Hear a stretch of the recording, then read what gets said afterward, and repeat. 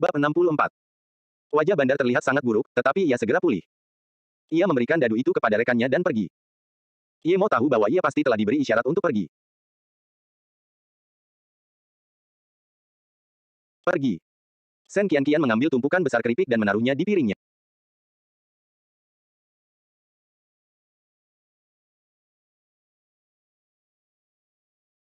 Bab 64. Wajah Bandar terlihat sangat buruk, tetapi ia segera pulih. Ia memberikan dadu itu kepada rekannya dan pergi. Ye Mo tahu bahwa ia pasti telah diberi isyarat untuk pergi. Sen Qianqian mengambil tumpukan besar keripik dan menaruhnya di piringnya. Dia menatap Ye Mo dan bertanya, haruskah kita terus bermain? Ye Mo tersenyum, tidak perlu, ayo kita pergi. Dia tidak datang untuk berjudi. Dia datang untuk orang-orang matahari hitam. Karena orang-orang itu sudah pergi, dia tidak perlu tinggal. Ye Mo mengamati sekeliling dengan indera spiritualnya dan menyadari bahwa wanita dan pria pendek berkulit hitam serta seorang pria lain berkumpul di satu ruangan. Dia ingin mendengarkan apa yang sedang mereka lakukan dan mencari tahu apa kegunaan batu 5 elemen bagi mereka. Melihat Ye Mo dan Sen Qianqian pergi, semua orang memandang dengan iri. Memenangkan 500 juta sekaligus adalah hal yang tidak masuk akal. Tukarkan saja chipnya, aku mau tidur dulu. Ye Mo menyadari bahwa tempat yang dituju Bandar adalah tempat ketiganya berkumpul. Dia ingin segera memeriksanya. Tunggu, setelah aku menukarkan chip, aku akan memberimu kartu, dan kemudian kau boleh pergi. Sen Qianqian menghentikan Ye Mo. Dia khawatir menukar beberapa ratus juta sendirian. Lagi pula, tidak ada yang mudah diajak berurusan di kapal itu, dan uang itu milik Ye Mo. Sen Qianqian tahu bahwa sebagian besar orang di kapal itu tidak asing dengan bisnis yang curang. Kalau tidak, bagaimana mereka bisa mendapatkan penghasilan sebanyak itu? Baiklah, tapi Nona Sen, saya punya pertanyaan yang ingin saya tanyakan kepada Anda. Sebagian besar orang di kapal memiliki setidaknya beberapa pengawal, jadi mengapa Anda tidak? Sen Qianqian adalah sasaran empuk, namun dia sendirian. Sen Qianqian terdiam dan tidak menjawab. Dia menukarkan chip dan kemudian memberikan kartu itu kepada Ye Mo, ini milikmu, kata sandinya. Ye Mo melambaikan tangannya, aku tidak membutuhkannya. Aku sudah bilang harga pil itu 130 juta, jadi aku tidak akan mengambil sepeser pun. Mengenai taruhannya, uang awal adalah milikmu, jadi uang yang kita menangkan juga milikmu. Kau bisa kembali dan beristirahat saja. Sen Qianqian ragu-ragu dan mengambil kartu itu, baiklah, kalau begitu aku akan mengambil uangnya. Tapi, saudara Ye, apakah kamu punya waktu sekarang? Jika kamu tidak punya rencana, ikutlah minum denganku sebentar. Dan jika kamu lelah, kamu bisa beristirahat di kamarku. Tampaknya dia telah menyadari bahwa Ye Mo tidak punya tempat untuk tidur. Sebelum Ye Mo sempat menolak, Sen Qianqian kembali tersenyum, jangan bilang kamu tidak punya waktu. Waktu kamu datang ke kasino tadi, aku mencium aroma parfum di tubuhmu. Kamu mungkin datang dari bar, kan? Kalau kamu bisa menemani wanita yang tidak kamu kenal, karena kita sudah saling kenal, kamu harus memperlakukanku dengan sama. Ye Mo mengamati ruangan itu lagi, dan keempatnya masih berkumpul bersama. Karena mereka sudah ada di sana, tidak perlu terburu-buru. Mereka tidak bisa pergi. Berpikir seperti itu, dia mengangguk, baiklah, mari kita minum dulu. Apa yang terjadi? Kenapa kau memanggilku dengan putus asa? Tanya si Bandar. Kasih, atasan kita sudah memerintahkan kita untuk segera pergi. Melihat pria itu masuk, Song Benlang segera berdiri. Kasih mengerutkan kening, kenapa? Orang itu baru saja memenangkan 500 juta dolar Amerika Serikat dari kita, akan terlalu mudah baginya untuk membiarkannya pergi begitu saja. Lagi pula, kita bahkan belum tahu siapa dia, aku berencana untuk melakukannya sekarang. Song Benlang menggelengkan kepalanya, tidak perlu menyelidikinya, dia bukan orang yang bisa kita tangani. Berdasarkan informasi intelijen dan penampilannya di kasino, para petinggi telah menetapkan dia sebagai orang yang mencuri emas dan sebagian besar ilmuwan kita di Pulau Black Star. Bagaimana mungkin? Kasih terkejut. Sofia berkata perlahan, itu bukan hal yang mustahil. Sebenarnya, kami yakin itu dia. Wajah Sen Qianqian mungkin telah hancur, tetapi tubuhnya masih lebih baik daripada milikku.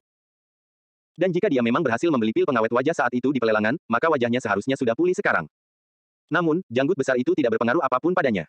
Sebaliknya, dia seharusnya ingin mengobrol denganku. Dia memberiku perasaan yang sangat berbahaya. Kurasa dia sudah mencurigaiku. Dia bahkan ingin memelukku, tetapi untungnya dia tidak melakukannya pada akhirnya. Apa kau kehilangan benda itu? Kasih kehilangan akal sehatnya. 500 juta bukanlah jumlah yang signifikan, tetapi jika mereka kehilangan batu 5 elemen, itu akan menjadi masalah besar. Sofia menggelengkan kepalanya, tidak, janggut itu masih ada di sana, tetapi aku hanya merasa dia berbahaya. Selain itu, kami telah memeriksa rekaman itu berulang kali, dan janggut besar itu tidak ada saat semua orang menaiki kapal, tetapi dia tiba-tiba muncul di ruang lelang. Kedengarannya seperti kejadian di brankas emas kami. Kedua kasus itu benar-benar mirip. Ditambah lagi, bagaimana ketiga dadu itu berubah menjadi angka 6. Dia tidak menyentuh apapun tetapi tetap melempar dadu untuk memenangkan harimau. Orang ini terlalu berbahaya. Sofia benar, orang ini terlalu berbahaya. Meskipun kita tidak tahu bagaimana dia melakukannya, dia memiliki kemampuan yang melebihi apa yang bisa kita tangani. Untungnya, kita tidak kehilangan batu 5 elemen. Namun, para petinggi menyuruh kita untuk segera pergi, jadi orang lain akan menghadapinya, kata Song Benlang. Pria berkulit hitam itu tiba-tiba berkata, ya, aku curiga dia bahkan melihatku saat aku memata-matainya. Dia membakar Yan Wuliang hanya dengan bola api, pria ini sangat menakutkan. Ye Mo terus mengamati mereka dengan indera rohnya dan mendapati bahwa mereka masih mendiskusikan sesuatu, jadi dia tidak mempermasalahkannya. Selama mereka tidak meninggalkannya dalam jarak lebih dari 1 kilometer, mereka tidak akan bisa pergi. Lebih jauh lagi, dia telah menandai wanita itu secara khusus, yang memungkinkannya merasakannya dari jarak hingga 10 kilometer. Shen Qianqian menuangkan secangkir untuk Ye Mo, tetapi dia sendiri telah menghabiskan 3 cangkir sebelum meletakkan cangkirnya dan berkata, sebelum bertemu denganmu hari ini, aku bahkan tidak tahu apa yang akan kulakukan di masa depan. Aku tersesat, dan alasan mengapa aku bisa datang hari ini adalah karena keluarga Shen memiliki satu tempat, jadi mereka mengirimku hanya untuk menunjukkan bahwa keluarga Shen masih ada. Kemudian dia menertawakan dirinya sendiri dan minum secangkir lagi, jika aku bilang aku tidak membawa uang sepeser pun ke pelelangan ini, kamu tidak akan percaya. Tapi itulah kenyataannya. 180 juta itu adalah semua uang pribadiku yang berhasil aku sisihkan selama bertahun-tahun. Keluarga Shen mengirimku ke sana tanpa pengawal dan membekukan semua kartuku di Tiongkok. Tampaknya keluarga Shen tidak lagi membutuhkan Shen Qianqian untuk bisnis mereka. Shen Qianqian mencibir, kakak Ye, waktu Bibi King Kui memintamu untuk menyembuhkannya terakhir kali, dia juga menggunakan uangnya sendiri. Tapi saat itu, kartu yang dia berikan padamu masih dibekukan oleh keluarga Shen. Lalu, Shen Yin berkali-kali meminta mereka untuk mencairkannya, tapi meskipun itu hanya sejumlah kecil uang, keluarga Shen tidak mau memberikannya padamu. Bibi King Kui tahu tentang keluarga Shen dan karena itu bahkan tidak kembali. Ye Mo terdiam. Dia tidak menyangka bahwa kartu yang dia dapatkan terakhir kali benar-benar dibekukan.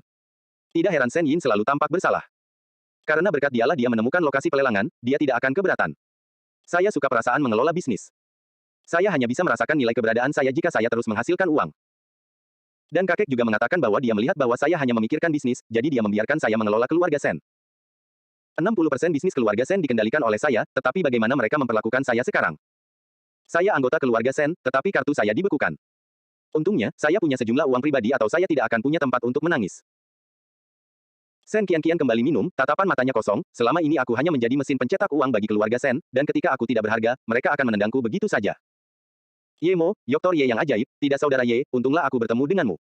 Aku sangat beruntung, ini sudah cukup bagiku. Ye Mo berpikir, bukankah Luo Yue kekurangan seorang pebisnis sejati?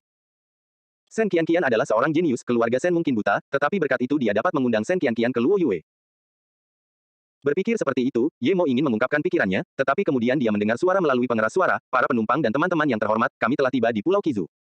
Ye Mo terguncang saat menyadari hari sudah siang. Dia mengamati ruangan itu dengan indera spiritualnya dan menemukan bahwa keempat orang itu telah pergi. Kapalnya bahkan belum berlabuh, bagaimana mereka bisa pergi? Ye Mo segera bangkit dan mengirimkan indera spiritualnya, sementara Shen Qianqian berbaring di atas meja. Ye Mo menatap Shen Qianqian dan merasa tidak berdaya. Dia tidak bisa meninggalkannya begitu saja, tetapi dia yakin bahwa keempat orang itu telah meninggalkan kapal penjelajah. Namun, Ye Mo tidak terburu-buru, karena dia yakin bahwa mereka masih akan berada di Pulau Qizu, dan dia telah menandai wanita itu dengan tanda indera spiritualnya. Setelah mempertimbangkan hal itu, Ye Mo menggunakan energi spiritualnya untuk menghilangkan alkohol dalam tubuh Shen Qianqian dan memberinya sebuah gelang. Dia menatapnya dan berkata, pakai gelang ini, cari tempat tinggal dan tunggu aku. Ada beberapa hal yang harus kuurus, tetapi aku akan kembali dan mencarimu. Shen Qianqian mengambil gelang Ye Mo, dan yang tidak diketahuinya adalah gelang itu ditandai oleh indera spiritualnya sehingga dia dapat menemukannya. Dia berpikir, mengapa dia tidak meninggalkan nomornya saja. Namun, tak lama kemudian, dia mengerti. Ye Mo telah menaiki kapal secara misterius, jadi dia tidak memiliki identitas yang memungkinkannya berada di sana. Oleh karena itu, dia juga harus turun secara misterius. Ye Mo menebak dengan benar. Sekitar 10 kilometer dari dermaga, keempatnya berkumpul lagi. Sofia, keluarkan batu 5 elemen, perintah Song Benlang dengan serius. Melihat ini, Kasih bertanya, apakah ada masalah, Kapten Song? Wajah Song Benlang sangat muram. Ia mengambil bungkusan barang dari Sofia dan berkata, saya baru saja mendapat kabar bahwa hanya Shen Qianqian yang lolos dan lelaki berjanggut besar itu menghilang. Ia menghilang tiba-tiba, sama seperti saat ia muncul tiba-tiba sebelumnya. Saya pikir jika kita terus meremehkannya, kita bisa kehilangan nyawa di pulau ini. Saya tidak berpikir kami meremehkannya, kami menganggapnya sangat serius. Namun, betapapun pintarnya dia tidak dapat mengantisipasi bahwa kami sudah meninggalkan kapal penjelajah itu, Sofia menggelengkan kepalanya. Aku setuju dengan Kapten. Jenggot besar itu aneh. Di bar, bahkan saat dia tidak melihatku, aku merasa seperti sedang diawasi. Benar, aku ingat sekarang, aku merasakan hal yang sama persis saat memegang kamera. Aku sangat sensitif terhadap kemampuan telekinetik, mungkinkah Kasih tiba-tiba berhenti? Semua orang menatap tajam ke arah tangan Song Benlang. Dia membuka bungkusan itu, dan tidak ada batu 5 elemen di dalamnya. Itu hanya sepotong emas. Hah, batu 5 elemen. Nada bicara Sofia bergetar. Dia tidak menyangka batu 5 elemen yang dia sembunyikan di branya akan hilang dan ditukar dengan emas. Siapa lagi yang bisa menukarnya kalau bukan dia? Kapten, bukan aku yang melakukannya, nada bicara Sofia terdengar gemetar saat memikirkan metode penyiksaan yang digunakan organisasi itu. Tangan Song Benlang juga gemetar. Mereka telah bekerja dengan sangat hati-hati, tetapi batu 5 elemen masih dicuri tepat di depan mata mereka. Dia tahu bahwa Sofia tidak mungkin melakukannya, kecuali dia tidak ingin hidup lagi, tetapi dia tidak mengatakan apa-apa. Seseorang harus bertanggung jawab atas kehilangannya. Sofia telah membawa paket kosong itu ke sana, jadi dia harus bertanggung jawab. Menurutku ini tidak ada hubungannya dengan Sofia, kita sudah mengenalnya selama bertahun-tahun. Dia tidak akan melakukannya, dan kalaupun dia melakukannya, dia tidak akan kembali ke sini. Kalau tidak salah, seharusnya jenggotnya yang panjang itu. Dia terlalu tidak terduga. Tanpa diduga, Bobby yang jarang bicaralah yang membantunya. Sofia menatapnya dengan rasa terima kasih. Kasih tampak bersalah sejenak, tetapi kemudian dia langsung berkata, meskipun kita tahu Sofia tidak akan melakukan ini, paket itu ada padanya saat dicuri. Aku tidak perlu menyebutkan betapa sulitnya untuk menukarnya, kan? Jadi, bahkan jika kita mempercayainya, bagaimana dengan atasan kita? Kasih, apa maksudmu? Sofia tahu bahwa Kasih ingin menyalahkannya. Ia langsung menegur, benda ini selalu ada padamu sebelum aku mendapatkannya. Saat kau mengeluarkannya, tidak ada yang melihatnya. Siapa tahu benda itu sudah ditukar atau belum? Song Benlang dan Bobby terdiam. Sofia benar, siapa yang tahu apakah benda itu hilang sebelum atau sesudah Sofia mendapatkannya. Kasih melihat semua orang akan mencurigainya, jadi dia langsung membantah, dulu di bar, waktu si jenggot besar dan Sofia sedang bermesraan, mungkin saat itulah semuanya hilang. Sofia membalas, Kasih, menurutmu apakah mungkin untuk memenangkan kartu Tiger tanpa menyentuh meja? Sejujurnya, siapa yang memiliki peluang paling besar untuk menjadikannya kartu Tiger? Jika aku menjadi bandar, aku dapat melakukannya dengan mudah. Kasih kesal dan mencibir, maksudmu aku bersekongkol dengannya. Aku sudah lama berkecimpung di organisasi ini, jadi aku akan. Song Benlang menghentikannya, baiklah, tidak ada gunanya berdebat di sini. Kalau aku tidak salah, pasti ada sesuatu yang istimewa tentang emas ini. Mungkin dia bahkan bisa melacak kita melalui emas ini atau semacamnya. Kita harus meninggalkan tempat ini terlebih dahulu. Aku yakin pihak berwenang akan menyelidiki ini. Hati Sofia dan Kasih hancur. Song Benlang tidak lagi menyebutkan siapa yang salah, tetapi mereka sangat mengenal organisasi itu. Meskipun mereka jelas tahu bahwa mereka tidak melakukannya, mereka akan diinterogasi secara ketat selama masih ada sedikit keraguan.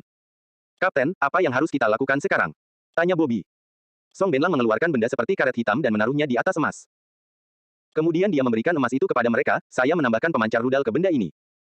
Saya akan memberikannya kepada orang lain dan menyuruh mereka pergi ke arah yang berlawanan dari kita. Song Benlang keluar dari bar dan kembali setelah beberapa saat sambil berkata, ayo pergi sekarang. Berpisah. Aku sudah memberikan frekuensi kepada atasan kita, jadi selama jenggot besar mengikuti emas, akan ada seseorang yang bisa menghadapinya. Lalu di mana kita bertemu? Tanya Bobby. Hotel Nanji 123, kata Song Benlang dan pergi. Ia tidak berjalan jauh, tetapi berlari ke supermarket terdekat dan mengamati bar dari pintu kacanya. Orang kedua yang keluar adalah Bobby. Ia memanggil taksi dan menuju ke hotel. Kemudian, Sofia keluar dan menghentikan sebuah mobil. Mobil itu berbelok dan pergi ke arah yang berlawanan. Tak lama kemudian, Kasih keluar. Ia melihat sekeliling dan juga menghentikan sebuah mobil, tetapi ia pergi ke arah yang sama dengan Sofia. Kemudian, Song Benlang keluar. Ia tahu bahwa tujuannya telah tercapai. Faktanya, benda itu telah hilang, dan meskipun ia yakin itu bukan ulah Sofia atau Kasih, seseorang pasti menjadi kambing hitam. Jika Kasih dan Sofia melarikan diri sendiri, segalanya akan jauh lebih mudah. Dan dia yakin mereka akan melarikan diri. Tidak semua orang akan mampu menahan siksaan itu. Terkadang, orang lebih memilih mati daripada menanggungnya. Sofia dan Kasih adalah pengganti, jadi jika kesetiaan mereka dipertanyakan, itu tidak ada hubungannya dengan dia. Dia telah menyelesaikan bagiannya dari misi dan memberikan benda itu kepada Sofia. Jika itu bukan karena kesalahannya, mereka pasti berhasil. Song Benlang kembali ke bar. Dia tahu bahwa apapun yang terjadi, tempat itu aman. Dia juga tidak terburu-buru untuk bertemu dengan Bobby karena dia masih memiliki beberapa hal yang harus dilakukan. Dia perlu memberi Sofia dan Kasih waktu untuk lari. Dia harus memastikan mereka meninggalkan Pulau Kizu sehingga dia bisa melaporkan jejak mereka ke atasan. Dia akan mengatakan bahwa mereka telah dikirim secara individual di bawah otoritasnya karena dia mempercayai mereka, tetapi mereka melarikan diri di tengah jalan. Dengan begitu, dia tidak akan bertanggung jawab. Namun, begitu Song Benlang datang ke kamarnya, ia melihat seorang pria berjanggut besar duduk di sana. Tanpa sadar ia menggigil sebelum mendengarnya berkata, kau sangat pintar. Rencanamu memang akan menyingkirkan semua tanggung jawab darimu. Bagaimana kau bisa ada di sini? Song Benlang bereaksi sangat cepat, tetapi dia tahu dia sudah tamat, apapun yang terjadi. Tanpa ragu, Song Benlang hendak menggigit giginya, tetapi sebelum sempat melakukannya, wajahnya ditampar. Racun beserta beberapa gigi berdarah pun rontok. Apakah organisasimu penuh dengan tikus? Mengapa kau sangat suka memakan racun tikus? Hah? Jika aku tidak tahu kalian punya fetis aneh ini, aku pasti sudah kena tipu lagi, Ye Mo mencibir. Meskipun dia bisa menyelamatkan Song Benlang dengan pil kehidupan teratai, dia tidak ingin menyia-nyiakannya untuk sampah seperti dia. Jangan harap kau bisa mendapatkan apapun dariku. Bahasa Mandarin Song Benlang tidak selancar Sofia. Ye Mo mencibir, katakan padaku ini, apa hubungan antara kekaisaran matahari hitam dan pasir utara? Mendengar ini, wajah Song Benlang berubah, dan dia tanpa sadar ingin menggigit giginya lagi, tetapi kemudian dia ingat racunnya sudah ada di lantai. Ye Mo tidak tertarik menunggu balasannya. Dia hanya menepuk dahi Song Benlang. Song Benlang bahkan belum mencapai level kuning, jadi sangat mudah membuatnya berbicara. Setengah jam kemudian, Ye Mo meninggalkan bar dan mengambil alat komunikasi dan GPS milik Song Benlang. Sedangkan Song Benlang, dia sudah mati. Ye Mo tidak tertarik mengejar orang-orang kecil seperti Sofia atau Kasih. Dia ingin mencari tahu siapa yang akan dikirim ke Kaisaran Matahari Hitam untuk menghadapinya. Selain itu, bahkan Song Benlang tidak benar-benar tahu apakah kedua organisasi itu terkait, tetapi Ye Mo merasa bahwa mereka mungkin terkait. Dia hanya belum memiliki bukti. Yang membuat Ye Mo merasa menyesal adalah bahwa Song Benlang dan kawan-kawan semuanya hanyalah agen yang menjalankan misi di dunia luar, mereka juga tidak tahu di mana markas besar Kekaisaran Matahari Hitam berada. Mereka hanya tahu bahwa mereka akan berkumpul di sebuah hotel Jepang tertentu ketika markas besar memanggil mereka. Lokasinya juga bervariasi. Sepertinya Ye Mo perlu menangkap ikan besar untuk mengetahui di mana markas besar mereka berada. Ye Mo menduga bahwa setelah dia membersihkan Pulau Bintang Hitam, Kekaisaran Matahari Hitam pasti menjadi jauh lebih waspada terhadapnya. Pesan terus berdatangan ke komunikator Song Benlang, tetapi Ye Mo dibuat sadar bahwa dia tidak dapat memahaminya, jadi dia mengabaikan semuanya dan langsung menuju ke lokasi yang dipancing Song Benlang. Ketika dia menyadari indera spiritualnya tak lagi bisa mengunci target, dia mengeluarkan GPS milik Song Benlang dan menemukan pantai tandus.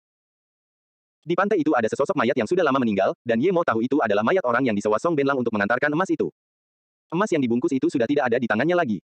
Yang ada hanya pemancar sinyal, dan tidak ada yang lain. Tidak ada seorang pun di sekitar, jadi Ye Mo mengamati area tersebut dan sampai pada kesimpulan bahwa lawannya pasti telah mengetahui bahwa Song Benlang dibunuh oleh Ye Mo. Karena tidak cukup percaya diri untuk menghadapinya, dia pun pergi.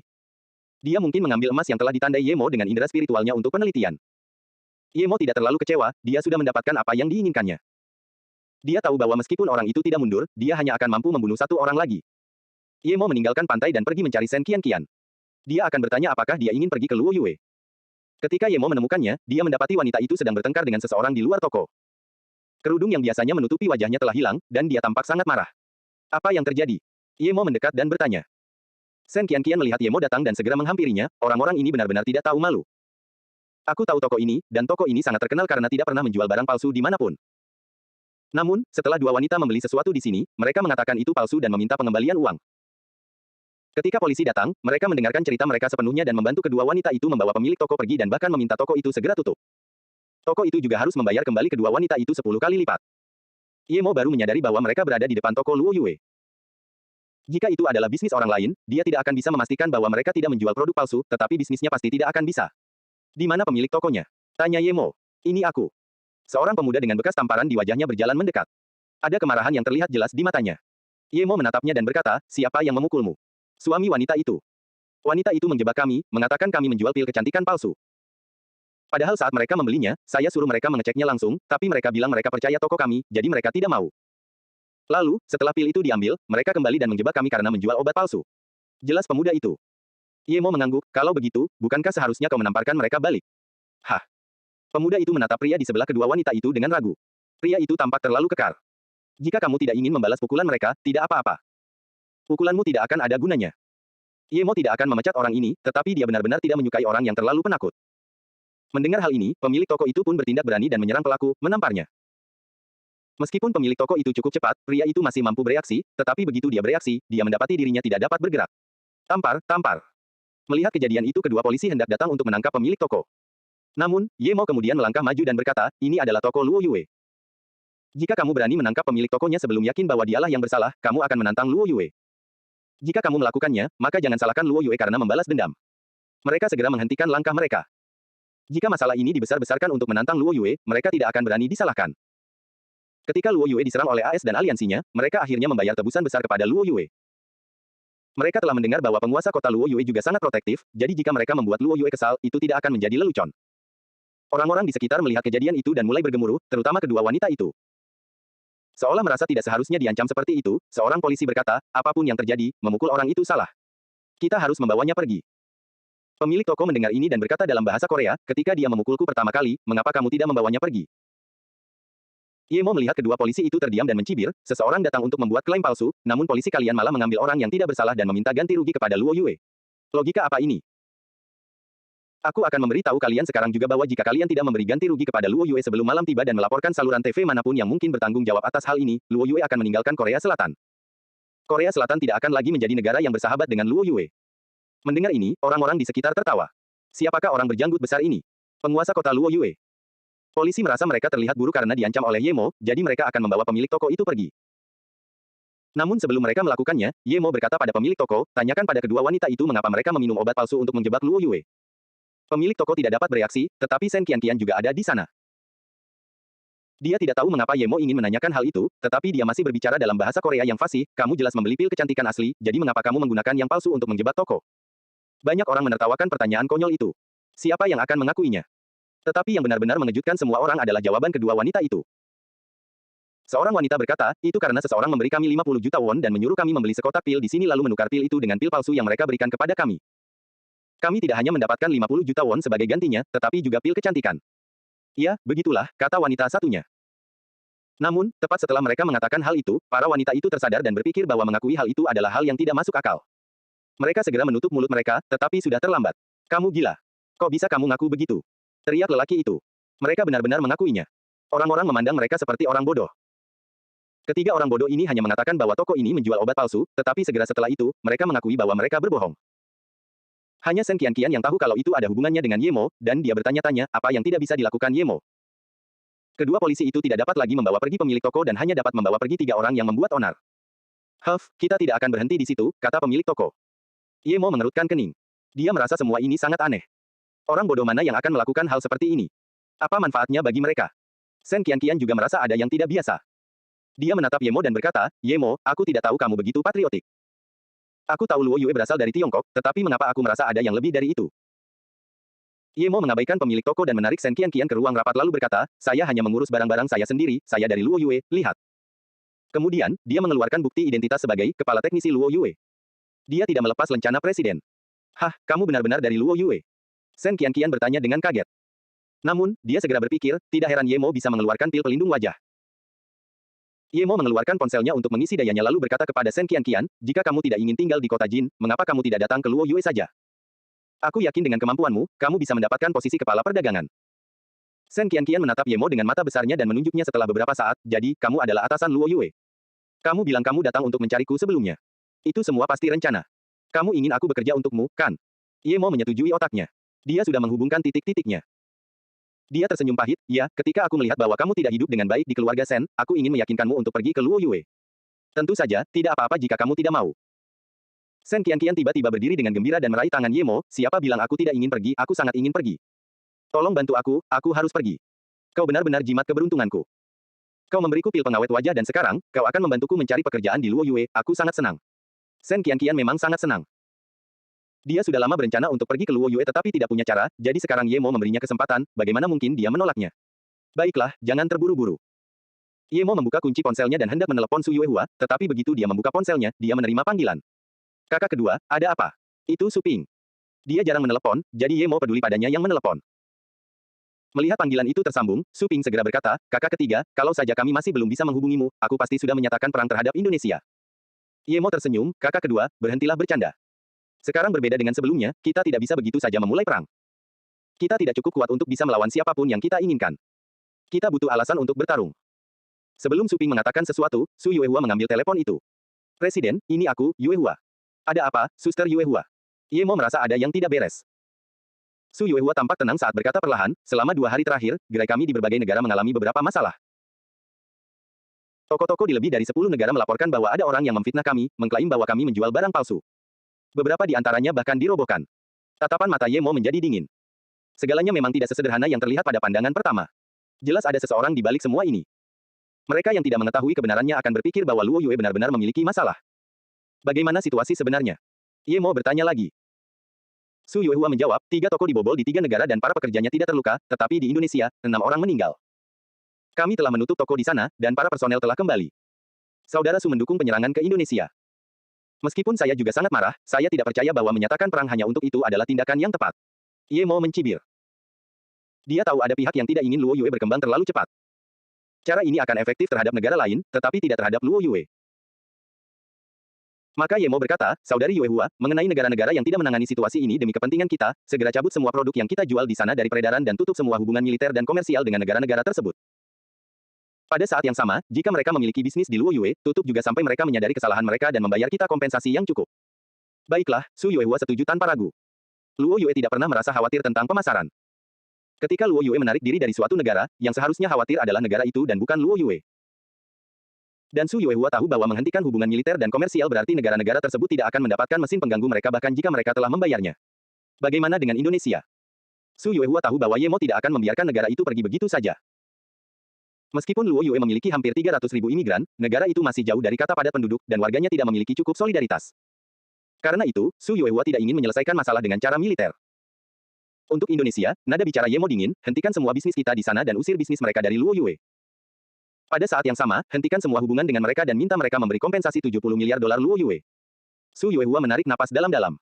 Dolar Luo Yue nilainya hampir sama dengan euro. Ini adalah 90 miliar dolar Amerika Serikat. Su Yuehua yakin bahwa Indonesia tidak akan membayar sebanyak itu. Saya tidak yakin mereka akan memberikan ganti rugi, kata Su Yuehua dengan khawatir. Yemo mencibir, tentu saja aku tahu mereka tidak akan melakukannya. Buatlah pengumuman global bahwa ketika Luo Yue masih dalam tahap awal pembangunan, Indonesia bersekongkol dengan para bajak laut untuk menyerang Luo Yue. Kami punya bukti dan banyak orang yang masih ditawan. Kami akan menunjukkan wajah mereka di TV. Katakanlah bahwa Luo Yue telah berusaha menjaga keharmonisan dengan Indonesia, tidak tersinggung, dan bahkan menjual beberapa teknologi kepada mereka, namun beginilah cara mereka membalas budi kita. Mereka merusak toko-toko kami dan membunuh karyawan kami, tetapi pemerintah mereka tidak hanya menolak untuk menghukum para penjahat, tetapi malah menyalahkan Luo Yue. Dan dalam situasi seperti itu, Luo Yue tetap memilih untuk menyelesaikan masalah secara damai dan hanya meminta kompensasi. Su Yuehua mengerti kemana Ye mau pergi, dan dia segera bertanya, bagaimana dengan Union? Kami akan melaporkan kerugian kami kepada mereka dan memberitahu mereka bahwa proyek penelitian kami yang bernilai 20 miliar dolar telah hancur di Indonesia, kata Yemo. Tentu saja, semua yang kita lakukan harus dilaporkan ke dunia. Selain itu, saya ingin Anda mengatakan bahwa jika Indonesia tidak menanggapi dalam seminggu, Luo Yue mungkin akan menggunakan cara militer untuk menyelesaikan masalah ini. Nada bicara Yemo sangat dingin. Apa? Tangan Su Yuehua gemetar, dan ponselnya hampir terjatuh. Apa? Sen Qianqian tercengang. Yemo berani menyatakan perang tanpa mencari sekutu terlebih dahulu hanya karena toko Luo Yue hancur dan beberapa orang meninggal. Meskipun Su Yuehua sekarang yang bertanggung jawab atas Luo Yue, karena Yemo sudah berbicara, dia tidak akan membantah. Sen Qianqian juga tercengang. Ketika Yemo meletakkan teleponnya, dia bertanya, Yemo, apakah kamu berbicara dengan Tuan Kota Luo Yue, Su Yuehua? Dan kamu ingin menyatakan perang terhadap Indonesia? Siapa kamu?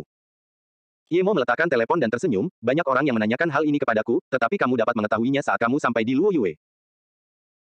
Yang dapat kukatakan adalah meskipun Suster Yuehua berpikir bahwa aku tidak cocok untuk politik, sebenarnya bukan berarti aku tidak tahu bagaimana menghadapi politik, tetapi aku tidak mau repot-repot melakukannya. Sekarang, jika kamu masih ingin pergi, aku akan memberimu nomor telepon yang bisa dihubungi. Ya, tentu saja aku ingin pergi, jawab Sen Qianqian tanpa ragu.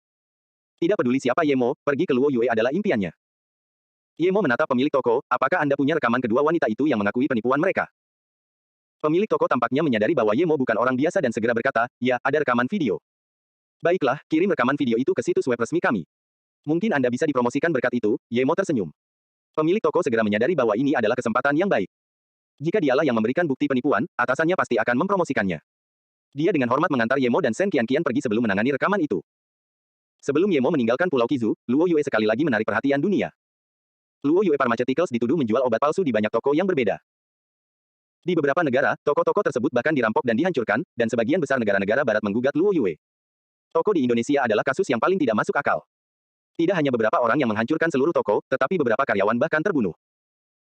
Pemerintah Indonesia kemudian benar-benar menyuarakan dukungan mereka kepada para pelaku dan meminta Luo Yue untuk memberi kompensasi kepada orang-orang tersebut. Mereka yang tidak tahu apa-apa mengira bahwa sesuatu benar-benar telah terjadi pada Luo Yue, tetapi mereka yang berpikiran jernih tahu bahwa itu mungkin rencana baru yang menargetkan Luo Yue.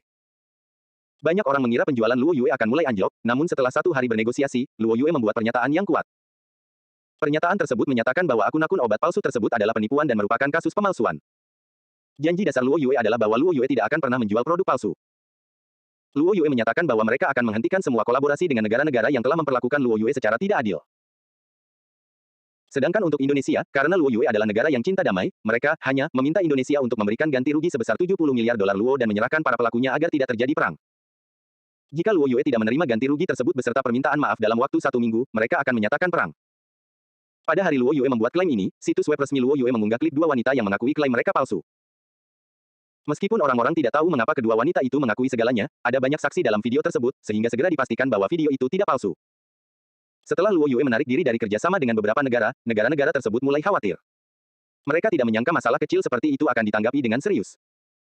Memikirkan bagaimana kesepakatan militer mereka menjadi sia-sia karena beberapa masalah kecil, negara-negara tersebut menjadi putus asa.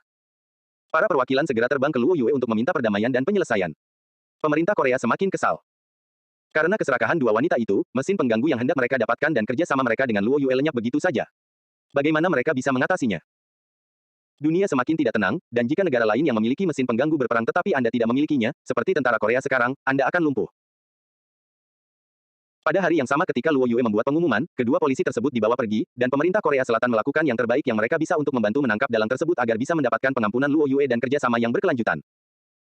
Setelah kejadian ini, Yemo merasa semua kasus itu tampaknya tidak memiliki hubungan langsung dengan banyak negara.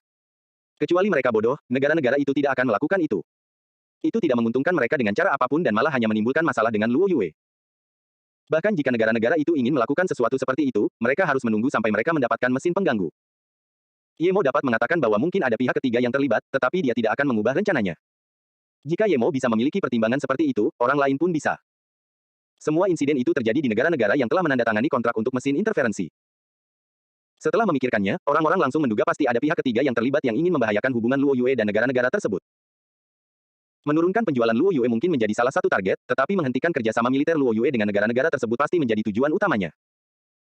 Negara-negara tersebut juga segera memahami situasi tersebut dan tahu bahwa mereka harus menemukan Luo Yue untuk menyelesaikan masalah tersebut.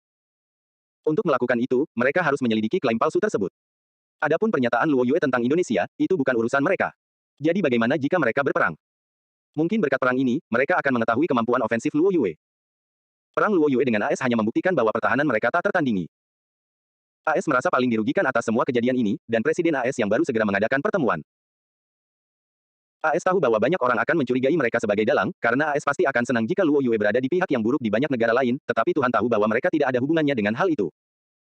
Negara lain masih bisa memberi kompensasi kepada Luo Yue dan memulihkan hubungan mereka, tetapi ada satu negara yang tidak bisa. Penduduknya telah bertindak berlebihan dan telah membunuh karyawan Luo Yue, semuanya didukung oleh pemerintah. Ketika Luo Yue membuat pernyataan dominasinya, dan sementara semua negara lain berusaha mati-matian untuk memperbaiki hubungan mereka dengan Luo Yue setidaknya sampai mereka mendapatkan mesin interferensi mereka, pemerintah Indonesia sepenuhnya menyadari bahwa mereka telah melakukan hal yang bodoh. Pakar militer Malon telah menunjukkan bahwa peperangan listrik Luo Yue telah melampaui zaman sekarang. Apakah Indonesia mampu menghadapi monster seperti itu? Belum lagi, monster itu cukup dekat dengan mereka. Dan kemudian ketika AS tidak mengatakan apa-apa dan Uni Eropa hanya mengatakan sesuatu yang netral, Indonesia pun jatuh dalam keputusasaan. Jika tuntutan kompensasi Luo Yue tidak terlalu tinggi, mereka pasti sudah membayarnya, tetapi yang mereka minta adalah 90 miliar dolar Amerika Serikat itu seperdelapan dari PDB mereka. Jika mereka membayar sebanyak itu, ekonomi negara akan langsung merosot. Namun, jika mereka tidak membayar, Luo Yue akan menunjukkan bahwa mereka tidak mudah diajak main-main. Indonesia begitu putus asa sehingga mereka bahkan merasa ingin membenci Korea Selatan. Jika video dari Korea Selatan itu tidak terbongkar, semuanya akan sangat sulit dibuktikan. Namun, karena video itu terbongkar, Luo Yue bisa menjadi korban. Yemo datang ke kota Jin bersama Sen Qianqian. Sen Qianqian segera kembali ke keluarga Sen. Meskipun dia telah kehilangan semua kekuatannya, dia masih harus membuat beberapa pengaturan sebelum dia pergi. Yemo pergi ke rumah sakit Kang Hai dan bertemu Su Wei dan keluarganya saat mereka hendak meninggalkan rumah sakit. Seluruh keluarga sangat senang melihat Yemo. Berkat dia, Ibu Su Wei sembuh. Meskipun Su Wei berkata dia punya banyak uang, Ibu Su Wei tidak mau terus-terusan dirawat di rumah sakit. Kakak Ye, CEO Hu dan CEO Luo datang pagi ini. Ngomong-ngomong, tadi malam Sen Yin juga datang tetapi tidak menemukanmu. Su Wei tidak dapat menghubungi nomor Yemo. Sekarang setelah Yemo datang, dia ingin mentraktirnya makanan sebagai ucapan terima kasih karena telah membantunya. Yemo mengangguk, apakah kamu berencana untuk tinggal di kota Jin atau pergi ke tempat lain? Jika kamu tidak punya tempat tujuan, aku bisa memperkenalkanmu pada Luo Yue. Su Wei tidak meragukan kata-kata Yemo, tetapi dia menggelengkan kepalanya, Kakak Ye, aku sudah membicarakannya dengan kakakku, dan kami berencana untuk kembali ke tempat asal kami untuk berkembang. Sen Yin membantu Xiao Wu mendapatkan magang. Dia tidak perlu belajar lagi. Meskipun sangat disayangkan Su Wei tidak mau pergi ke Luo Yue, Yemo tidak akan memaksanya. Selain itu, karena dia tahu bahwa Su Wei tidak akan merasa nyaman jika dia tidak mengajaknya makan, dia pun membiarkan dirinya ditraktir. Restoran itu berkelas tinggi, tetapi Su Wei entah bagaimana bersikap pendiam. Su Binggu tampaknya tahu apa yang dipikirkan saudara perempuannya dan terus makan tanpa mengatakan apapun. Hanya Ibu Su yang terus melihat ke arah Yemo dan Su Wei, tetapi dia juga tidak mengatakan apapun. Yemo merasa makanannya agak canggung.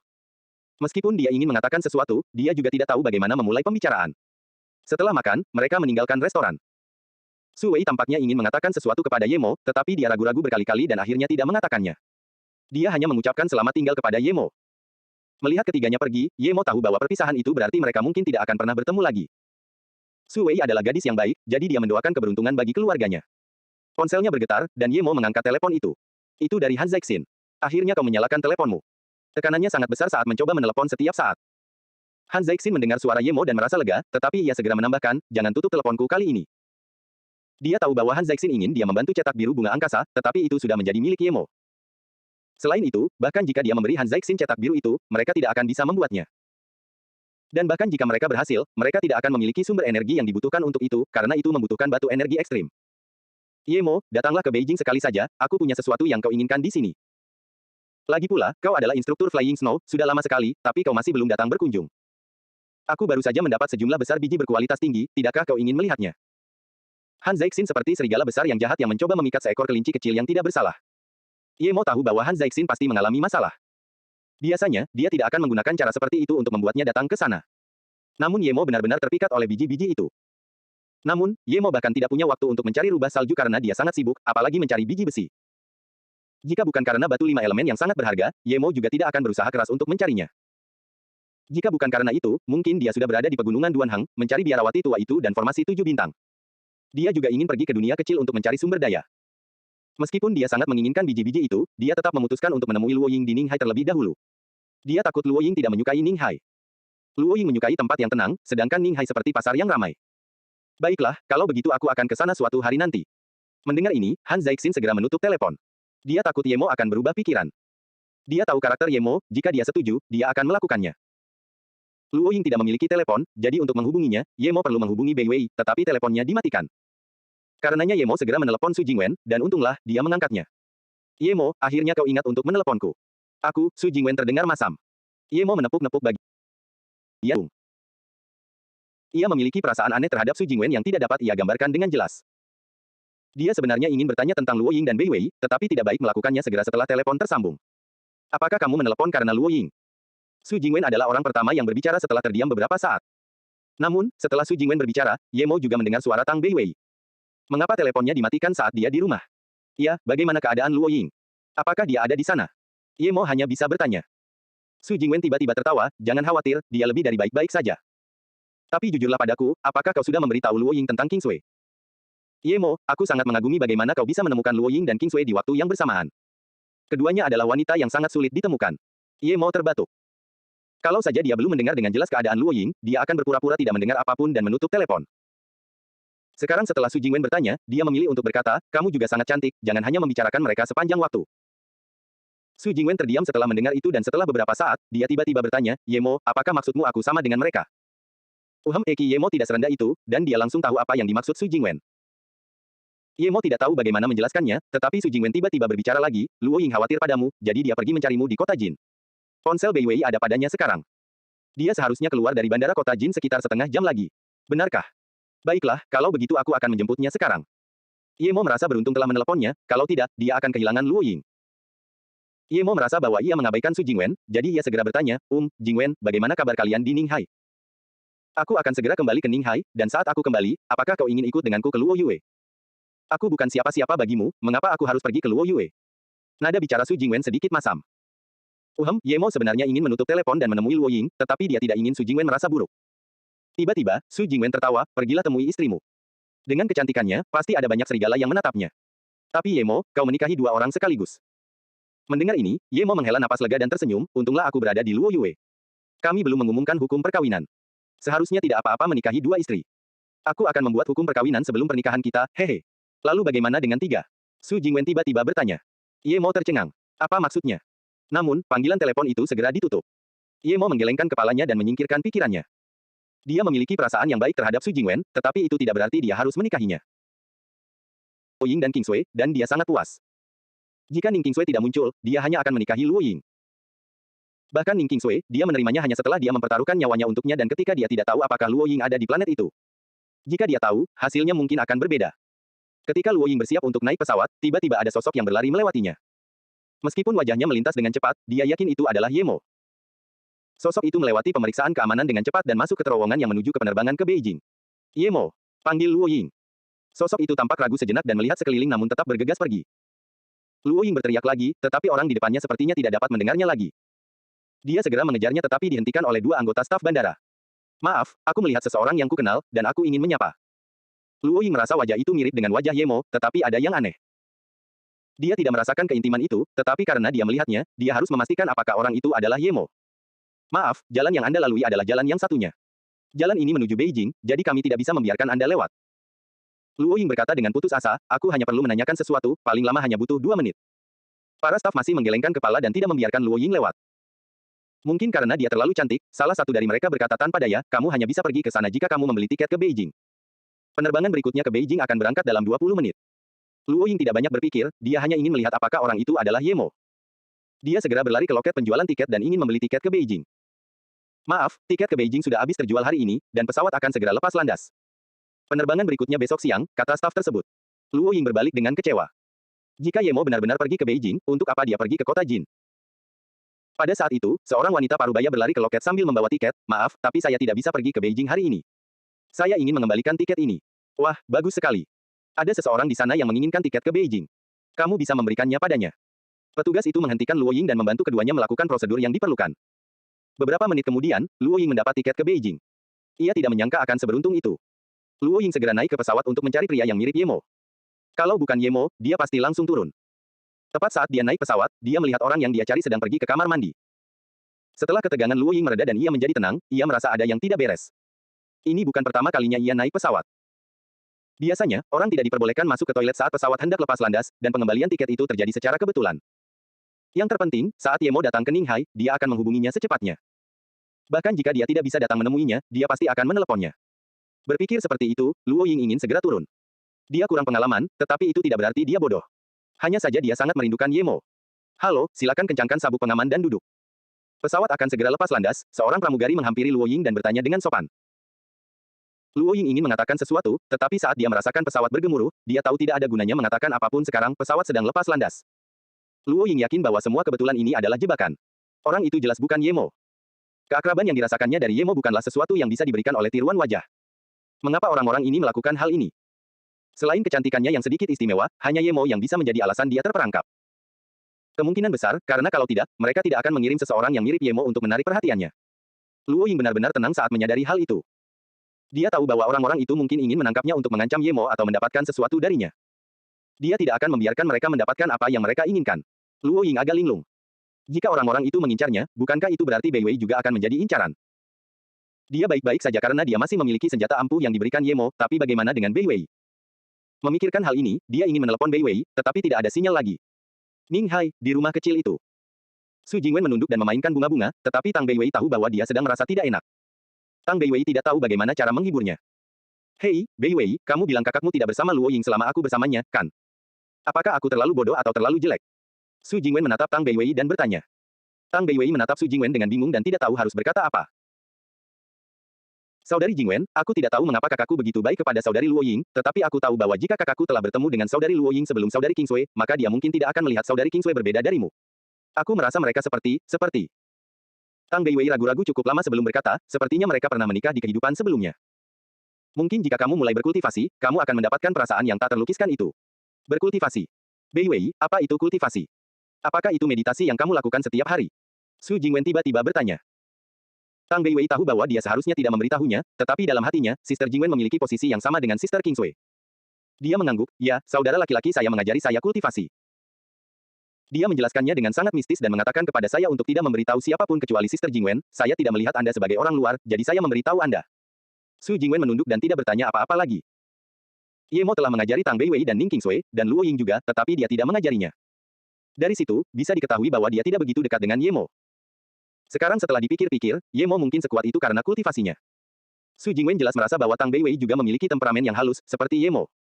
Terasa misterius, intim, dan memiliki perasaan yang luar biasa. Merasakan bahwa Su Jingwen merasa tidak enak, Tang Bai Wei berkata, Kakak Jingwen, jika kamu ingin mempelajarinya, aku bisa mengajarimu. Kakakku tidak akan keberatan. Su Jingwen menggelengkan kepalanya, tidak perlu, aku tidak ingin mempelajarinya. Karena Yemo tidak mengajarkannya, maka dia hanya akan merasa tidak enak jika Bai Wei yang mengajarkannya. Terjadi keheningan yang panjang. Setelah beberapa saat, Tang Bai Wei tiba-tiba berkata, Saudari Jingwen, bolehkah saya mengajukan pertanyaan?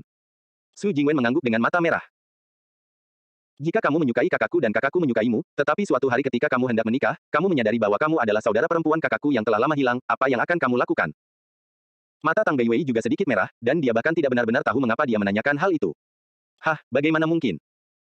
Kedua orang tuaku masih hidup, bagaimana mungkin mereka adalah saudaramu? Su Jingwen merasa pertanyaan Tang Bai Wei agak gila. Tang Bai Wei menggelengkan kepalanya dan berkata, tidak ada yang mustahil di dunia ini. Saat aku bertemu dengan kakakku, aku tidak tahu kalau dia adalah kakakku. Bai Wei, kamu. Su Jingwen memandang Tang Bai Wei dengan kaget. Tang Bai Wei menggelengkan kepalanya, bukan seperti itu, kakakku akan selalu menjadi kakakku. Aku hanya bertanya, bagaimana jika tidak ada yang lain? Su Jingwen mengerti apa yang dimaksud Tang Bai Wei dan menggelengkan kepalanya, jika memang begitu, maka kalian tidak bisa menikah. Tang Bai Wei menghela napas dan tidak mengatakan apapun. Ia teringat apa yang Luo Ying katakan kepadanya tadi malam, aku tahu racunnya seharusnya tidak dapat disembuhkan, tetapi aku mencintainya. Aku merasa bahwa kami sudah saling kenal sejak lama. Aku yakin kami sudah seperti suami istri, meskipun sudah sangat lama. Jadi, aku hanya ingin bisa menikah dengannya saat kami meninggalkan dunia ini. Mengenai apakah aku memiliki hubungan darah dengannya di dunia ini atau tidak, apakah itu penting? Jika dia hidup, aku akan tinggal bersamanya, dan jika dia meninggal, aku juga akan menemaninya. Seperti yang dikatakan Luo Ying, di dunia ini, ada yang namanya takdir yang tak terlihat. Kakak Jingwen juga menyukai kakaknya, atau mungkin lebih tepatnya kekagumannya. Lagi pula, kakaknya terlalu menonjol dibandingkan orang-orang di sekitarnya. Namun, kesukaannya berbeda dengan kesukaan Suster Luo Ying. Kesukaan Suster Luo Ying terhadap kakaknya adalah cinta yang ditakdirkan tak terlukiskan. Itu adalah sesuatu yang melampaui kesukaan, dan mungkin hanya itu yang bisa disebut cinta. Jika kakaknya masih mabuk seperti dulu dan masih biasa saja, mungkin kakak Jingwen masih akan menolongnya, tetapi dia tidak akan menyukainya. Kakak Kingsui mungkin akan bersimpati dengan kakaknya, tetapi dia juga tidak akan menyukainya, apalagi mencintainya. Tetapi kakak Luo Ying berbeda. Selama kakak Luo Ying memiliki keyakinan bahwa kakaknya adalah orangnya, maka tidak peduli seperti apa kakaknya, dia akan tetap mencintainya tanpa penyesalan. Melihat Tang Beiwei menghela napas tanpa berkata apa-apa, Su Jingwen tampaknya telah memahami sesuatu. Ia tiba-tiba mendongak dan tersenyum, Beiwei, aku merasa jauh lebih lega setelah berbicara denganmu. Ngomong-ngomong, aku akan meninggalkan Ninghai, jadi doakan aku baik-baik saja. Tang Beiwei tertegun sejenak, tetapi segera bertanya, Saudari Jingwen, bukankah kemarin Anda mengatakan bahwa Anda akan bergabung dengan kami ke pantai Qingdao dalam beberapa hari? Lalu, bagaimana dengan perusahaan Anda? Su Jingwen mengangguk, ya, Beiwei, tiba-tiba aku merasa sangat bodoh, jadi aku ingin mengurus mimpi dan keinginanku sendiri untuk sementara waktu. Ibu bisa mengurus perusahaan. Melihat Tang Beiwei masih ingin bertanya lebih lanjut, Su Jingwen tiba-tiba melambaikan tangannya dan berkata, jangan tanya apa yang akan kulakukan. Aku hanya ingin keluar dan merasa puas. Mungkin aku akan terjun ke dunia politik. Mengapa kamu tiba-tiba melakukan ini? Tang Beiwei tahu bahwa Su Jingwen merasa tidak enak, tetapi dia sudah terbiasa hidup bersama Su Jingwen. Beberapa hari yang lalu saat ulang tahun kakekku, aku pergi ke Beijing, dan kakekku berkata menurutnya aku punya bakat dalam politik. Aku tidak suka hal-hal seperti itu karena aku tidak suka kemunafikannya, jadi aku hanya berkata, mungkin saat itu. Aku mungkin tetap tidak akan pergi, tapi... Kata Su Jingwen dengan santai. Tang Beiwei terdiam. Dia tahu bahwa karena Su Jingwen telah mengatakan itu berarti dia tidak akan kembali. Jika dia tinggal di Ninghai, dia tidak akan bisa menahan diri untuk tidak datang ke rumah, dan jika dia melakukannya, dia akan dipaksa untuk memikirkan Yemo. Mungkin itu akan baik untuknya. Tang Beiwei mengeluarkan setumpuk jimat bola api dan memberikannya kepada Su Jingwen. Su Jingwen tahu bahwa Yemo pasti memberikannya kepada adiknya agar dia bisa melindungi dirinya sendiri, tetapi sebelum Su Jingwen bisa menolak, Tang Beiwei mengeluarkan setumpuk besar lagi dan berkata, Kakak Jingwen, kamu butuh sesuatu untuk melindungi dirimu sendiri. Aku masih punya banyak di sini. Su Jingwen mengangguk dan mengambilnya. Kemudian, dia pergi. Dia bahkan tidak mengucapkan selamat tinggal. Tang Beiwei menatap Su Jingwen saat dia pergi, dan tiba-tiba merasa sangat kesepian. Bahkan setelah Su Jingwen pergi, Tang Beiwei masih duduk dengan lesu di dalam rumah. Dia tidak tahu harus berbuat apa. Setelah beberapa saat, dia ingat untuk mengunci pintu. Ketika dia baru saja mengunci pintu dan kembali masuk, terdengar ketukan di pintu. Tiba-tiba, dia punya firasat buruk. Siapa yang akan datang mencarinya? Suster Jingwen dan Yun Bing yang memegang kuncinya, mereka tidak akan mengetuk. Dan selain mereka, dia tidak mengenal siapapun di Ninghai. Yemo telah tiba di bandara dan bergegas ke depan secepat yang ia bisa. Saat penumpang turun, Yemo merasa semakin gelisah.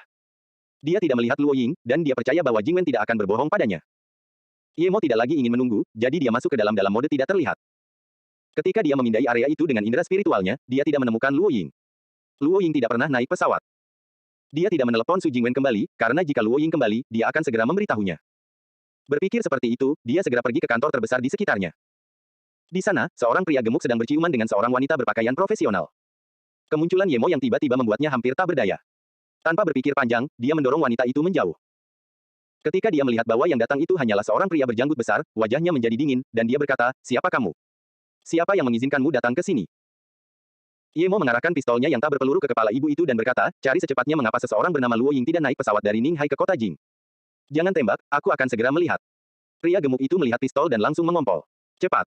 Yemo melihat tangan pria itu gemetar dan berteriak tidak sabar. Ya, ya. Meskipun dia sangat gugup, dia bekerja sangat cepat. Wanita itu juga tidak berani beranjak dari sofa saat melihat senjata api. Orang bernama Luo Ying tidak naik pesawat. Dia juga tidak mengembalikan uang tiket di Ninghai. Pria gemuk itu benar-benar cukup efisien. Yemo berkata dengan dingin, telepon Ninghai untuk memeriksa apakah dia naik pesawat lain. Ya, aku mau. Lelaki gemuk itu tidak gemetar lagi. Beberapa menit kemudian, dia menyeka dahinya dan berkata, Luo Ying membeli tiket ke Beijing pada menit terakhir. Dia seharusnya sudah hampir sampai di Beijing. Sebelum lelaki gemuk itu selesai berbicara, ia melihat lelaki berjanggut besar itu telah menghilang. Ia mengusap matanya, apakah ia sedang berhalusinasi saat itu? Namun, tak lama kemudian, ia hanya menghela napas lega dan memutuskan untuk mengunci pintu lain kali. Jika hal ini terjadi beberapa kali lagi, ia mungkin benar-benar akan impoten seumur hidup. Beijing, Bandara King Hong, sebuah pesawat dari Ninghai baru saja mendarat. Ketika Luo Ying keluar, kecantikannya menarik perhatian semua orang. Semua mata menatap wanita cantik ini. Namun Luo Ying hanya berpura-pura melihat sekeliling. Dia tidak tahu apakah mereka telah memperhatikan bahwa dia menyadari bahwa, Yemo, mereka palsu, jadi dia harus berpura-pura dan terus mencarinya. Pada saat yang sama, dia mulai memanggil Yemo. Dia tidak tahu apa yang akan mereka lakukan padanya, tetapi untuk beberapa alasan mereka belum menyerang. Luo Ying bahkan belum membuka kunci ponselnya ketika seorang pria tampan berjalan ke arah Luo Ying dan mengeluarkan kartu nama, "Kamu adalah gadis paling elegan yang pernah kulihat, dan kuharap kedatanganku yang tiba-tiba tidak akan mengganggumu, tetapi aku Zuo Mingqi dari Lanye Corporation. Aku pernah belajar di Prancis dan sekarang aku adalah manajer departemen penelitian di Lanye Corporation. Siapa namamu?" "Oh, tunggu sebentar." Luo Ying tidak mengambil kartu itu dan malah mengeluarkan ponselnya dengan santai. Biasanya, dia akan mengabaikan orang seperti itu, tetapi dia tidak tahu apakah pria itu bersama kelompok orang itu atau tidak. Dia perlu menelepon Yemo. Baiklah. Melihat Luo Ying tidak menolaknya dan hanya menyuruhnya menunggu, dia merasa sangat senang dan menunggu di samping seperti seorang pria sejati. Dia bersumpah bahwa dia belum pernah melihat gadis sehebat dia dalam hidupnya. Ada banyak gadis yang mengejarnya, dan meskipun banyak dari mereka cantik, mereka seperti setitik debu manusia jika dibandingkan dengan gadis ini. Jika dia bisa mendapatkan cinta gadis ini sebagai gantinya, dia bahkan akan rela melepaskan posisi manajerialnya atau menjadi penerus keluarga Zuo. Gadis ini terlalu cantik, dia seperti dewi. Luo Ying merasa sangat aneh. Dia yakin orang-orang itu mengejarnya. Kenapa mereka masih belum melakukan apapun setelah dia turun dari pesawat? Dia bahkan sudah menyembunyikan pistol di lengan bajunya. Luo Ying tahu bahwa kekuatannya terlalu rendah dan bahkan jika hanya orang seperti Dai Heng yang datang, dia tidak akan mampu menghadapinya. Namun, tiba-tiba ia melihat seorang pria berjanggut besar. Yang membuatnya fokus bukanlah jenggotnya, melainkan matanya. Sejak kejadian di desa itu, ia tidak akan pernah melupakan mata itu lagi. Tatapan matanya dan rasa keintiman yang terpancar darinya membuat dia ingin segera berlari menghampirinya. Yemo dan Luo Ying tiba-tiba merasa ingin menangis. Dia baru saja berpisah dengan Yemo sebentar, tetapi rasanya seperti selamanya. Saat melihat Luo Ying, Yemo merasa ada yang mengawasinya. Meskipun dia bisa memeriksanya, dia tidak melakukannya, karena itu bukan yang penting saat itu. Selama dia melihat Luo Ying, semuanya baik-baik saja. Tidak peduli apa yang terjadi, dia harus memeluknya terlebih dahulu. Pada saat yang sama, seorang pria yang bersiap merampok ponsel Luo Ying dan 3 rekan setimnya yang bersiap menyerang Luo Ying saat ia mengejar ponselnya menghentikan aksi mereka. Mereka menerima pesan yang mengatakan bahwa mereka harus menghentikan rencana dan segera mundur. Mereka tidak tahu mengapa mereka diperintahkan berhenti sementara rencana sudah 80% selesai, tetapi mereka tetap melakukan apa yang diperintahkan dan keluar dari bandara. Sementara itu Luo Ying tidak dapat menahan diri lagi dan segera berlari ke pelukan Yemo. "Susu, aku di sini. Aku tahu." Zuo Mingqi menatap dengan tatapan kosong ke arah jenggot besar yang memeluk Dewi itu.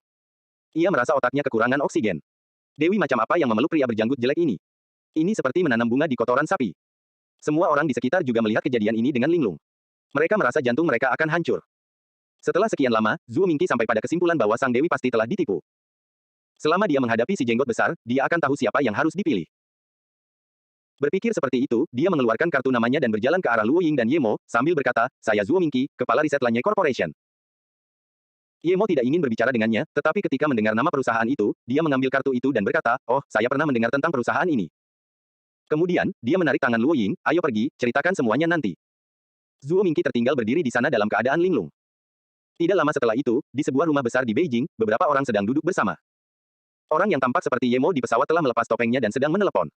Rencananya telah dibatalkan. "Ya, aku melihat pria itu. Aku yakin sekarang bahwa itu adalah Yemo, dia bersama Luo Ying." "Ya, aku yakin." Mereka berpelukan begitu mereka bertemu.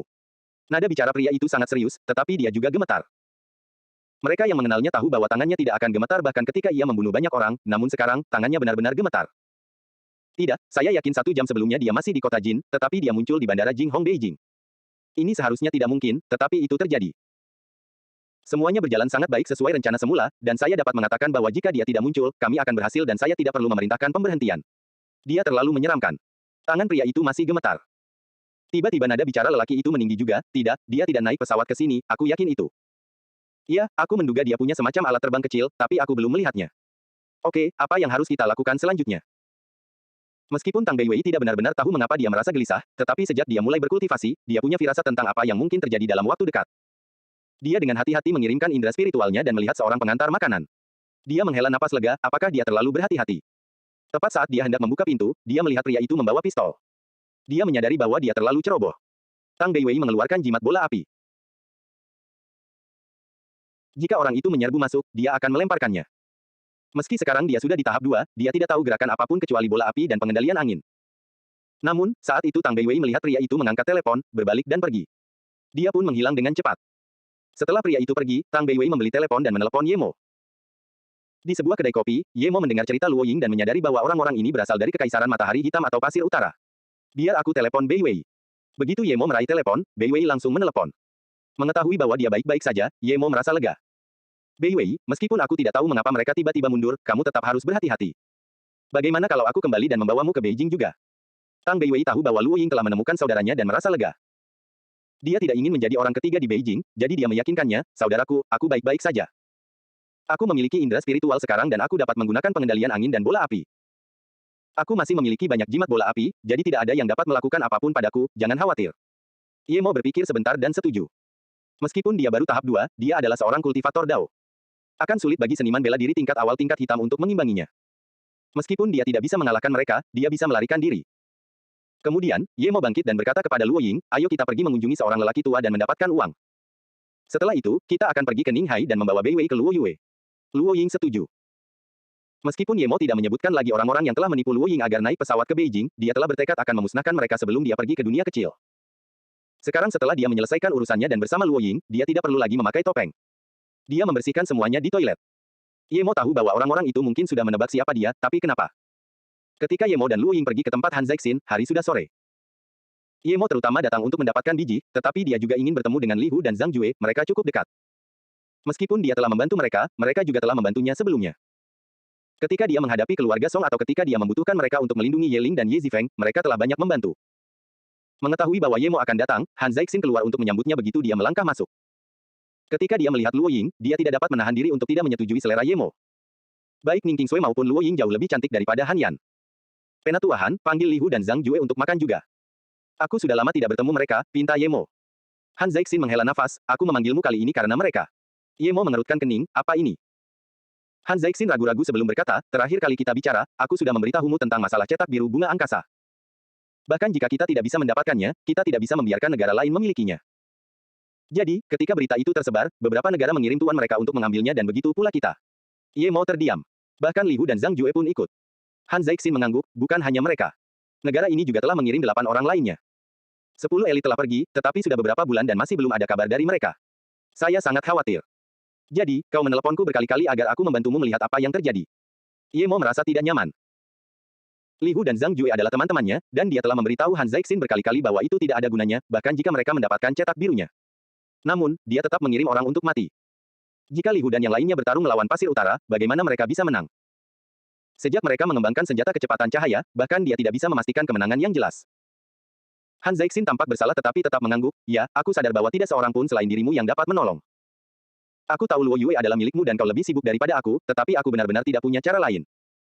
Aku tidak mampu kehilangan anggota elit 10 salju terbang maupun cetak birunya. Aku tidak akan menyalahkanmu, bahkan jika kau tidak ingin menolong, tetapi aku harus melakukan semua yang kubisa meskipun tahu bahwa mereka mungkin sudah tidak hidup. Kemudian, Han Zhaixin berhenti sejenak dan berkata, jangan khawatir tentang Luo Yue, aku tidak pernah memberitahu siapapun tentang hal itu. Mendengar ini, Ye Mo merasa sedikit lebih nyaman. Ekspresi Ye Mo menjadi rileks dan bertanya, bukankah Beijing memiliki pasukan surga? Mengapa kamu tidak bertanya kepada mereka? Han Zhaixin tersenyum pahit, sejak kau bertarung dengan Tan Jiao, dia menjalani pelatihan menyendiri. Setelah turnamen sekte tersembunyi, Tan Jiao dan Luan Qingfeng menghilang bersama. Murid Tan Jiao, Su Si juga menghilang, dan bahkan Song Yangzu pun menghilang. Setelah itu, kami jarang melihat siapapun dari sekte tersembunyi. Mereka hampir tidak pernah keluar dan mereka tidak meminta kami lagi untuk memberi mereka biji. Aku tidak tahu apakah ini baik atau buruk. Presiden tahu bahwa aku datang kepadamu untuk meminta bantuan dan dia setuju bahwa hanya kau yang dapat membantu kami. Ye Mo tidak menyangka bahwa Tan Jiao dan Luan Qingfeng akan menghilang. Ketika mendengar tentang Song Yangzu, dia langsung teringat apa yang terjadi di tenda di pegunungan salju Meinei, bagaimana dia begitu liar dan mencengkeramnya begitu erat, seolah-olah dia mencoba untuk memeluknya. Dia tenggelam dalam pikirannya bertanya-tanya apakah wanita itu baik-baik saja. Ye Mo, Luo Ying memanggilnya. Dia bisa merasakan ada yang tidak beres dengan Ye Mo dan meraih tangannya. Ye Mo juga memegang tangannya erat-erat dan menyingkirkan pikiran itu. Tidak peduli apapun, dia sudah memiliki Luo Ying dan Qingsui. Setelah beberapa saat, Ye Mo menepuk tangan Luo Ying dan berkata kepada Han Zhaixin, Penatua Han, Zhang Jue dan Li Hu adalah teman-temanku, aku akan pergi melihatnya. Dan aku akan mengatakan ini untuk terakhir kalinya, bahkan jika kamu menemukannya, cetak biru bunga angkasa itu tidak berguna bagimu. Jika kamu tidak percaya padaku, tidak ada yang bisa kulakukan. Aku tahu, tetapi jika hal itu terjadi lagi, aku akan tetap melakukannya. Ada beberapa hal yang tidak bisa kau lepaskan begitu saja karena kau tidak menginginkannya, dan kali ini bukan hanya tentang bunga angkasa, Han Zhaixin mendesah. Jangan bicarakan ini sekarang. Informasi apa yang kau dapatkan dan apa sebenarnya yang terjadi? Tanya Ye Mo. Han Zhaixin mengangguk dan berkata, apakah kamu tahu Pulau Helm Es? Ye Mo menggelengkan kepalanya. Han Zhaixin melanjutkan, pulau ini berada di Samudra Atlantik, tidak terlalu besar, hanya sekitar beberapa ribu kilometer persegi. Pulau ini dikelilingi oleh gletser. Kalau bukan karena sesuatu yang terjadi beberapa bulan lalu, tidak akan ada yang tahu kalau ada orang di sana. Sekelompok orang gila.